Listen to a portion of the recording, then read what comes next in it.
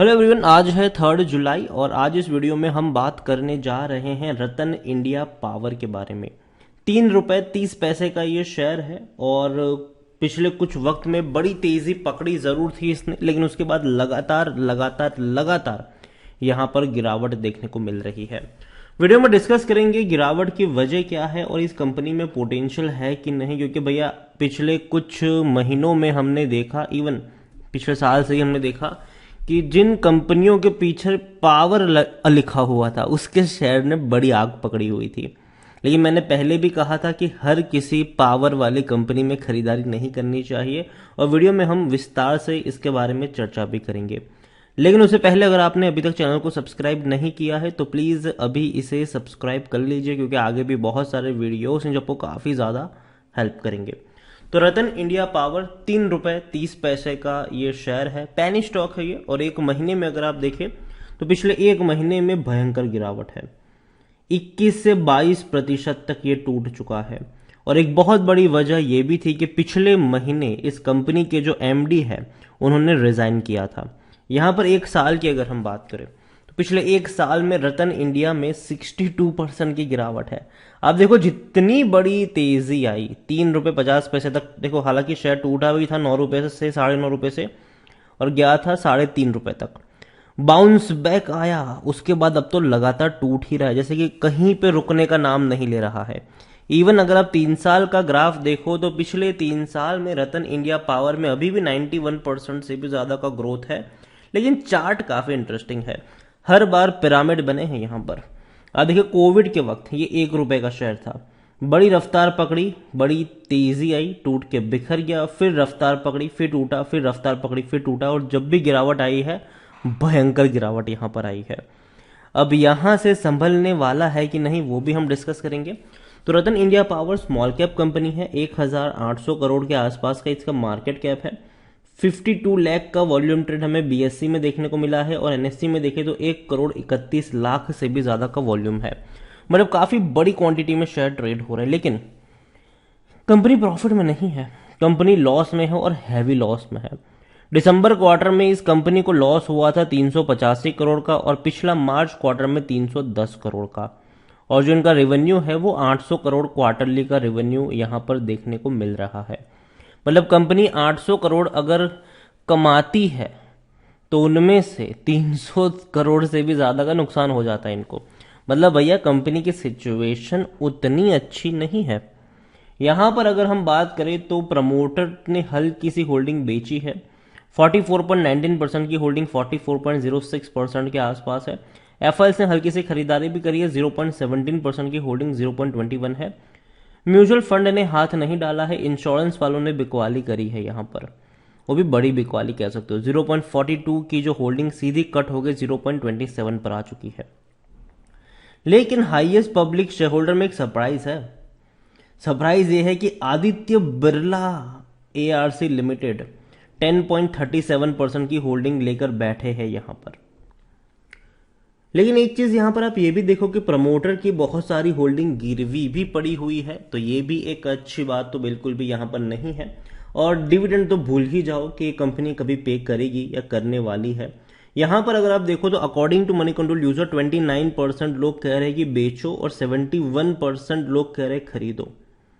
रतन India power की मैं बात करूं तो पिछले क्वार्टर में प्रमोटर के द्वारा अगर आप देखो मार्च में प्रमोटर के द्वारा बिकवाली देखने को मिली थी।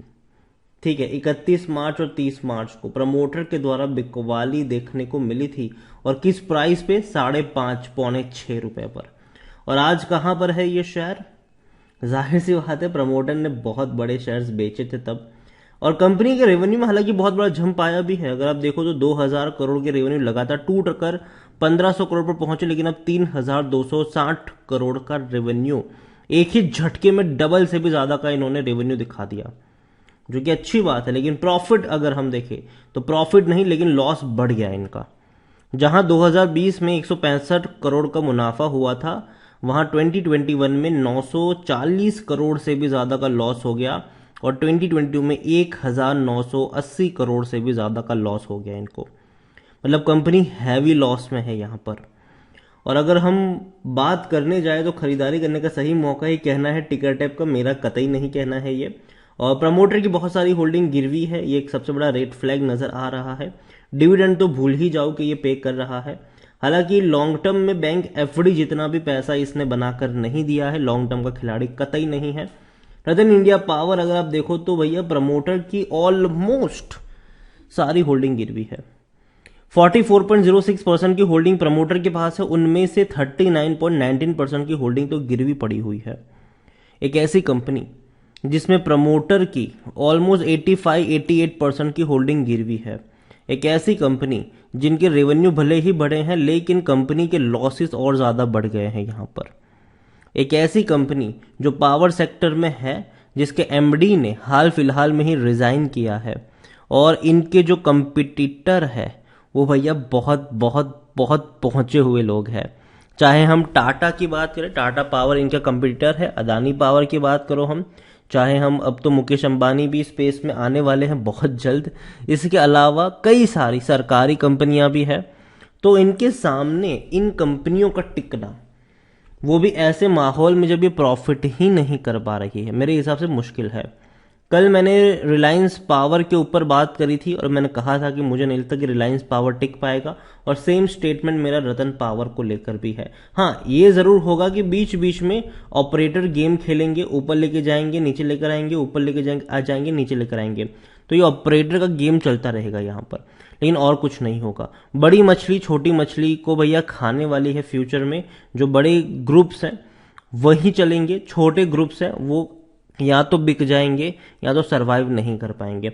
अब काफी लोगों का ये भी क्वेश्चन था कि क्या होगा अगर इन छोटी कंपनी को बड़े ग्रुप्स खरीद ले, तो अगेन मैं कहूंगा कि वहां पर फिर चीजें आपके कंट्रोल में नहीं होती, क्योंकि अगर वो खरीदते भी है तो देखना रहता है कि किस माहौल में खरीदा है।